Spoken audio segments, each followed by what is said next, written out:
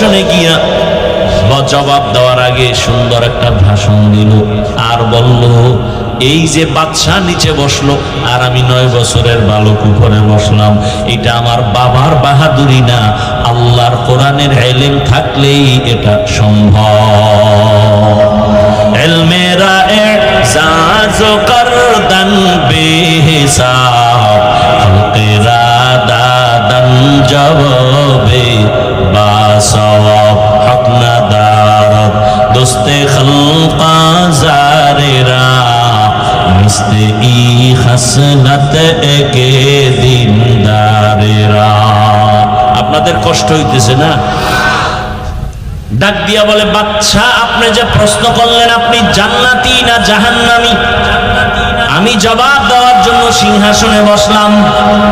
এবার আমার প্রশ্ন হলো, আপনি একটু বলেন, আপনি চোখ দুইটা বন্ধ করে আপনার ইতিহাসের দিকে তাকান, আপনার জীবনে এমন কোন ঘটনা কি হয়েছে যে আপনার সামনে সুন্দরী মেয়েরা দাঁড়ানো, সুন্দরী রূপসী মহিলা দাঁড়ানো, আপনি একা, কেউ নাই, চাইলেই আপনি গুনাহ করতে পারতেন, জিনা করতে পারতেন, কিন্তু আপনি আমার আল্লাহ দিয়ে তাকায় সে গুনাহ করেন নাই।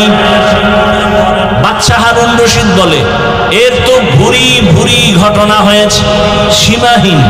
আমার সামনে কত আমার রাষ্ট্রের সুন্দরীরা সামনে হাজির, কেউ নাই, তার আবদার নিয়ে আসছে, সমস্যা, অর্থের সমস্যা, বিভিন্ন কারণে, কিন্তু আমি আল্লাহর ভয়ে ওই গুনার সুযোগ পেয়েও গুনাহ করি নাই। ওই বালক ডাক দিয়া বলে, আল্লাহর উপরে ভরসা করে আমি বলে দিলাম, আপনি বাদশা হারুন রশিদ পরিপূর্ণ জান্নাতি। সব আলেমের মাথা গরম, আমরা সবাই ব্যর্থ। এই 9 বছরের বালককে জবাব দিল। সব আলেম চিল্লায় বলে, বলো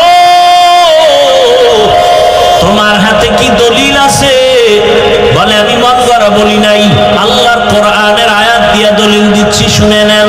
ওয়া আম্মা মান খাফা মাকাম রাব্বিহি ওয়া নাহান নাফসা আনিল হাওয়া ফাইন্নাল জান্নাতা হিয়াল মাওয়া। আল্লাহ ওয়াদা করেছেন, যে গুনাহ থেকে নিজের দূরে রাখবে, গুনাহ থেকে যে নিজেকে বাঁচায় রাখবে, নিজের প্রবৃত্তিকে কন্ট্রোলে রাখবে, আল্লাহ ওয়াদা করেছেন তাকে আমি বিনা হিসেবে জান্নাত দিব। হর কে দা